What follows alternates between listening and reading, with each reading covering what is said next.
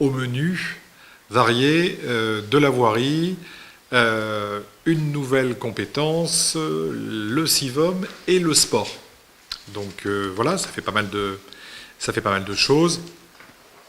En ce qui concerne la voirie, c'est simplement faire un petit focus sur quelques opérations, parce que ce ne sont pas des choses qu'on voit forcément de manière transversale, parce qu'elles se déroulent sur différents points du territoire, mais quand même, hein, quand on a 23 millions d'euros qui sont consacrés à une compétence, je pense que c'était important de le noter, avec des opérations, vous le voyez, importantes, et encore une fois, qui concernent tout le territoire. Donc à Magès d'abord, avec un programme important, une requalification urbaine qui commence aussi à Saint-Vincent-de-Tyrol, sur la place du Foirail. Hein. Je pense que c'est quelque chose qui est attendu localement. Le réaménagement du centre-bourg de Saubus, là aussi, hein, la perspective depuis les débuts de la communauté, c'était de faire en sorte que l'ensemble des centres-bourgs soient traités, parce que ça a été le cas pratiquement partout. Il restait encore 2 ou 3 cas de figure à envisager. C'est le cas de Saubus. Et puis aussi la réhabilitation du bourg d'Ossegor, avec dans la partie Sorts. Et là aussi, la perspective, c'est une amélioration de l'existant. L'aspect logement ensuite, alors, bon, c'est pas, vous connaissez tous ce territoire, donc je ne vais pas développer, mais pourtant le redire, dans un contexte où le logement, et singulièrement le logement social, est remis en cause par le gouvernement, réaffirmer le fait que le logement social sur la communauté de communes, c'est un élément essentiel, parce que sinon nous n'arriverons pas à traiter la surchauffe sur ce territoire, avec une demande qui est toujours plus forte, des arrivées également, et qui nécessite la création de logements sociaux à laquelle peuvent prétendre plus de 75% des habitants de cette communauté. En 2016, vous le voyez, hein, il y a presque 805 logements qui ont été construits, 57 en logement individuel, 43% en logement collectif. Et puis, il est évident que cette programmation, cet effort, il s'inscrit dans la volonté de la communauté de communes d'être un acteur essentiel en la matière, parce que sur ce territoire, c'est une nécessité absolue, et je pense que les partenariats ont été bien noués avec les communes, et que c'était une vraie nécessité. Et puis, alors on arrive à une petite situation un peu plus particulière.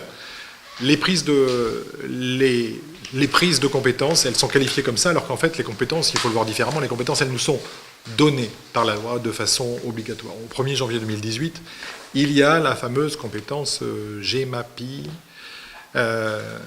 gestion des milieux aquatiques et protection contre les inondations. Bien entendu, hein, dans la mesure où la submersion et l'érosion sont concernées par cette compétence, sur une communauté de communes qui a 37 km de littoral, forcément, c'est pas neutre du tout. Alors certes, les modalités de mise en œuvre de la compétence peuvent être relativement souples, aussi bien géographiquement, j'allais dire, que institutionnellement. Il n'en demeure pas moins que j'insiste à nouveau sur le fait que cette compétence, elle nous a été transférée sans qu'il y ait de transfert de ressources de l'État en la matière. Et qu'il y a éventuellement une possibilité de mettre en place une taxe supplémentaire plafonnée à 40 € par habitant et par an. Je ne crois pas que ce soit une bonne... c'est pas comme ça que s'envisagent les relations entre État et collectivités locales. C'est pas en se départissant d'un élément essentiel pour moi du rôle de l'État, qui est la solidarité territoriale. Et c'est pas ainsi qu'il aurait fallu traiter le problème. Néanmoins, encore une fois, hein, cette compétence s'impose à nous. Nous la rentrons dans nos statuts. mais je pense qu'il aurait été heureux de la différer. Ça n'a pas été possible. Dans cette compétence s'inclut, j'allais dire, une autre compétence particulière qui est la reprise du CIVOM Côte-Sud. Le CIVOM, vous l'avez vu, avec un budget de près de 2 millions, 19 agents permanents qui sont concernés et qui donc vont être rapatriés à la communauté de communes. Ça ne veut pas dire que le CIVOM va être rapatrié physiquement à la communauté de communes. A priori, même avec le réchauffement climatique, le port de Cabreton devrait rester ici quelques années. Quand il arrivera à Tiroge, je pense qu'on ne sera plus là. Enfin, je le souhaite. Et donc, bien entendu, comme on a des services qui sont exercés ailleurs, c'est le cas pour le centre technique, c'est le cas pour le pôle culinaire, bien entendu, les services du CIVOM, pour la plupart des agents, l'immense majorité, eh bien, ils resteront sur le port de Cabreton. Là aussi, cette prise de compétence, elle résulte d'un choix de l'État, puisqu'il y a eu un schéma départemental de coopération intercommunale. Alors ce schéma départemental, il ne nous a pas fait changer de périmètre intercommunal, nous sommes toujours à 23 communes, ça n'a pas été le cas, vous le savez, dans le reste du département. Pour autant, il nous a imposé, même si nous avions convenu d'un délai avec Jean-Pierre Dufaux, ou plus exactement obtenu un délai pour appliquer cette prise de compétence au 1er janvier 2018, il était nécessaire désormais de l'intégrer. Vous dire que ce qu'on reprend, à savoir la gestion du lac marin d'Hossegor et la gestion du port de plaisance de Cabreton, mais ce sont des éléments essentiels du point de vue touristique et essentiels en ce qui concerne le port du point de vue économique, parce que c'est un élément essentiel d'attractivité du territoire, qu'il y a 19 pêcheurs 19 bateaux qui sont concernés également en termes d'activité, que c'est le seul port du département et que je pense que la communauté de communes sera d'abord fière de reprendre ce port, et puis nous essaierons de faire en sorte que ce qui a déjà été mis en place du CIVOM soit encore amplifié dans le nouveau cadre qui sera désormais le sien, le cadre communautaire. Comment ça se passe en termes d'argent? En gros, alors là on n'a pas trop le choix non plus, en gros il y avait une contribution fiscalisée sur 6 communes avant. Cette contribution fiscalisée, elle sera désormais appliquée à l'ensemble des communes de la communauté, ceci étant, en répartissant à la fois sur l'impôt économique et sur l'impôt, la taxe d'habitation, enfin, pour l'instant, la taxe foncière et le foncier non bâti, la variation sera infime, répartie sur 23 communes. Elle sera d'autant moins importante que, a priori, nous ne reprendrons pas la salle des Bourdaines. Nous ne la reprendrons pas, vous poserez peut-être des questions là-dessus, mais nous ne la reprendrons pas pour une bonne raison. C'est que, en fait, la commune de Seignos, enfin, je ne veux pas parler de la commune, plus exactement, son maire ne souhaite pas que nous la reprenions. Voilà. Donc, c'est une situation regrettable. Moi, je pense que c'est une décision irresponsable, mais ça le concerne. On va arriver à une situation ubuesque, alors pas croquignolesque, mais ubuesque, dans laquelle on a un équipement culturel important qui existe sur ce territoire intercommunal. Quand on regarde dans les Landes, il n'y en a pas beaucoup de cette ampleur, et on risque d'aller vers le licenciement des personnels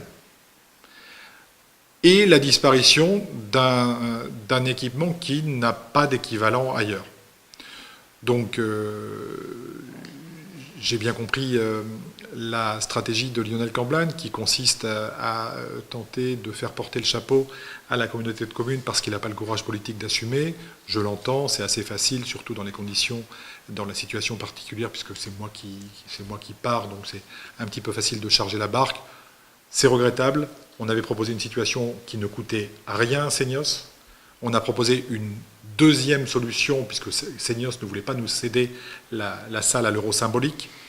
On a proposé une autre solution où on faisait comme l'ensemble des autres transferts de compétences, où on prélevait l'amortissement de la salle sur une vingtaine d'années, et ça faisait 110 000 euros de prélevé sur l'attribution de compensation de Seignos. Les communes faisaient un autre effort, les autres 22 communes faisaient un autre effort, parce que, en plus de ça, elles reprenaient les 250 000 euros de déficit qui sont nécessaires à la mise en place de la politique culturelle. C'est ce que ça coûte actuellement. Les autres communes ont accepté de faire cet effort, tout simplement parce que, j'allais dire que, à l'intérieur de la communauté, enfin pour la majorité de la communauté du moins, la culture c'est pas une chose accessoire, c'est une chose importante. Et depuis 10 ans, je crois qu'il y a eu beaucoup d'événements culturels sur Max. Et là, Lionel Cambla nous a dit que c'était difficile pour la commune de Seignos.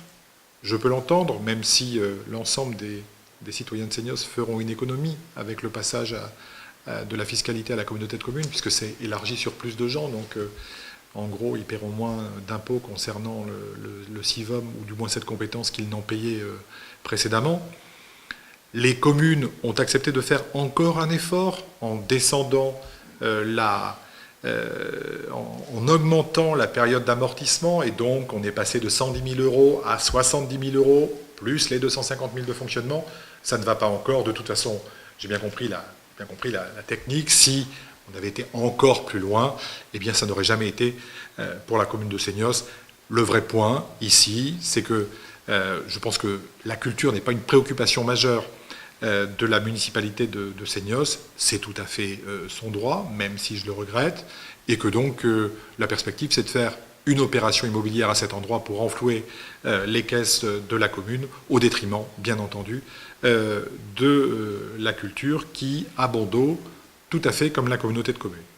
Donc voilà, c'est une situation regrettable, mais pour que les choses soient complètement transparentes en ce qui me concerne, on est une communauté de communes, donc de temps en temps, discuter sur le souk de Marrakech peut avoir un intérêt particulier quand on est en vacances. Ce n'est pas le cas quand on est dans une institution.